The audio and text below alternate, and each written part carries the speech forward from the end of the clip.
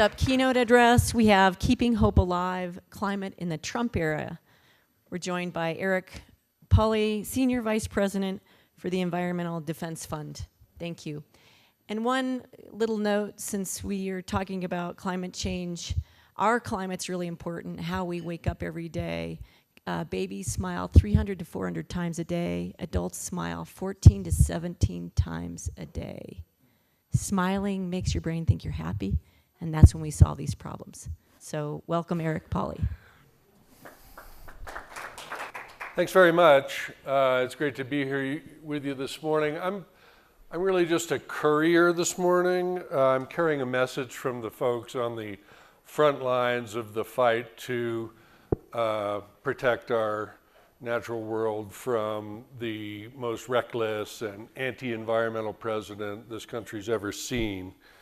And yet the message that I carry from these folks is one of hope. Doesn't mean I'm going to sugarcoat what's going on in Washington, D.C. I'm not. I couldn't. I don't have to tell you that Donald Trump and Scott Pruitt have staged a hostile takeover of the Environmental Protection Agency, or that they're doing all they can to cripple it and reverse course on climate and clean energy. You guys are following this, you know, pulling out of the Paris Climate Accord, trying to revoke the Clean Power Plan, cooking up excuses to subsidize coal and slow the growth of renewables. And what they're doing will cost thousands of American lives every year due to asthma and heart attack and cancer and other premature deaths. And that's just the near-term costs. So Environmental Defense Fund, where I work, is in the thick of all of these fights. EDF is known for working across the aisle with lawmakers from both parties when possible. We've been doing that for 50 years. Right now, ain't possible. This administration stands completely outside of America's bipartisan environmental tradition. There's no common ground, there can be no common ground with a president who has promised to reduce EPA to little tidbits and is proposing to cut its budget by 1/3. So where's the hope that I promised? Well, despite all of this bad news, I want to bring you 3 reasons to be cheerful today. First, let me say how grateful I am to be part of the giant wave of women and men who are fighting for our environment, our public health, and for a clean energy economy that can help stabilize our climate.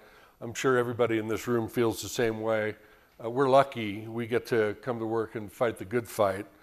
I'm based in New York, but I spent a lot of time in DC, and I can tell you that every day we hear sirens coming up Pennsylvania Avenue. It's a motorcade. It used to be the happy sound of Joe Biden on his way to work. Now it's Mike Pence, the enabler-in-chief. Trump, Pence, and Pruitt thought that they could roll right over us environmentalists as easily as those motorcades roll through downtown DC. Their operating assumption was that the environmental community had no political power and that they could do whatever they want. And our job was to set out to prove that wrong. So how are we doing that? Well, we're doing that because a moment of great crisis is also a moment of great opportunity. It's a moment when Americans who have been taking clean air and clean water for granted and not thinking too deeply at all about climate change are waking up to the threat and getting involved as never before. So this president turns out to be one of the greatest grassroots organizers we've ever seen. He has triggered a powerful bottom-up movement for climate action in this country. So I'm sure you all noticed that his approval rating dropped when he announced U.S. is pulling out of the Paris Agreement. 2/3 of the public oppose his drastic cuts to EPA. That means plenty of Trump voters oppose them too. The public health impacts are causing a serious backlash, not just at rallies and town halls, but a backlash from vulnerable members of Congress too. Pruitt got a bipartisan grilling last week when he went up to Capitol Hill to deliver his budget proposal. Public support for environmental organizations is up sharply. EDF now has more than 2 million members, and we have another million in an affiliate called the Moms Clean Air Force, which is a grassroots army of women and some men who are fighting for their children's health. So EDF is stronger than ever, and the environmental community is stronger and more united than ever. And our vision is not and cannot be limited to opposing Trump. In fact, I'd say that we have an opportunity here to reclaim environmentalism as a core, bedrock, mainstream American value. Because let's face it, folks, that's what it is. It is at the core of who we are as Americans. People have lost sight of that. Our opponents want to cast us as a fringe concern. But the enormous upwelling of support that we're seeing proves this mainstream commitment that's been latent. People have been taking it for granted, but that's changing now. So we need to give people meaningful ways to get involved. One of the happiest challenges that we get at EDF is all the people standing up now and saying, what can I do? And the good news is that we do have answers for them. We're working to channel their energy into activism. We have flooded Capitol Hill with over 1 million emails and phone calls already this year, 1 million. But we're also putting a new emphasis on in-person contact with elected officials in DC and key states. We're trying to translate point-and-click activism, which as the previous panel pointed out, is not going to get us where we need to go, into real boots on the ground. We're running training camps for grassroots activists and local candidates. Members of our Moms Clean Air Force have conducted more than 130 in-person meetings with U.S. senators, sent them more than 500 handwritten letters, organized 35 rallies across the country. And thanks to these voices, the administration is starting to recognize that it can't do whatever it wants on our issues. The first time that we really had a chance to take it to them was with the nomination battle over Scott Pruitt. This was the first time that bipartisan EDF had ever opposed a nominee for EPA administrator. We knew it would be hard to stop Pruitt, but we also knew that defining him would help define this administration on our issues. Here was a man who owed his career to the worst elements of the oil and gas industry and the coal industry, a man who had sued EPA 14 times to block basic human health protections. So we worked with allies across the community on a message that would set up all the fights to come, calling the Pruitt battle for what it is, a fight for public health and especially children's health over polluter profits. Now, we didn't defeat Scott Pruitt, but we did produce a record number of no votes for an EPA administrator, and we established a narrative about Pruitt that has stuck. And above all, we let senators know that we would hold them accountable for what Pruitt does and for the laws they pass. That set the stage for May, when the environmental community notched our first big win of the Trump era. The administration wanted to pass a bill blowing up sensible rules to control methane emissions from oil and gas operations on federal land. The community united in opposition. The oil and gas industry was spending a ton of money on the other side. We fought all spring, and then Mitch McConnell called a vote. We thought we'd fought the good fight and lost, because Mitch McConnell never calls a vote unless he knows he's going to prevail, until now. We peeled off 3 Republicans, we held all the Democrats, and we delivered a Senate majority to defeat that bill and uphold the methane standards. Thank you. So it was a big win for a lot of people. We worked alongside tribal nations, 10 Latino organizations, 15 agricultural groups, 34 recreational and business groups, 54 religious organizations, and all of the groups across the environmental community. And of course, it's not over. Since the administration failed to erase those sensible methane rules, they're now trying to roll them back administratively. But here's the deal. That's not so easy, right? The rules are the result of a lengthy rulemaking and administrative process, plenty of time for public comment and legal review, and undoing them requires that same process in reverse. They have to walk the cat back. And at every step along the way, we have a opportunity to intervene, and ultimately we'll see them in court. So we're going to do everything in our power to stop these people. And folks, we can do a lot. Doesn't mean they're not going to win. We're expecting to lose more than we win in the next year, certainly through the midterm elections. But we can slow them at every turn, we can fight them at every turn, and ultimately we can prevail because we have the American people on our side. So that's one reason for optimism. The second reason is with climate progress blocked at the national level, subnational work becomes critical, state, municipal, corporate, and we're seeing an enormous upswing in ambition at those levels. Since Trump made his announcement about Paris, I've been so excited about the We Are Still In movement of cities committed to Paris. 85% of all Americans live in a place that is still in. It's an amazing thing. Companies have been speaking out against the insanity of retreating from our global commitments. We've seen dozens of major companies raise their voices.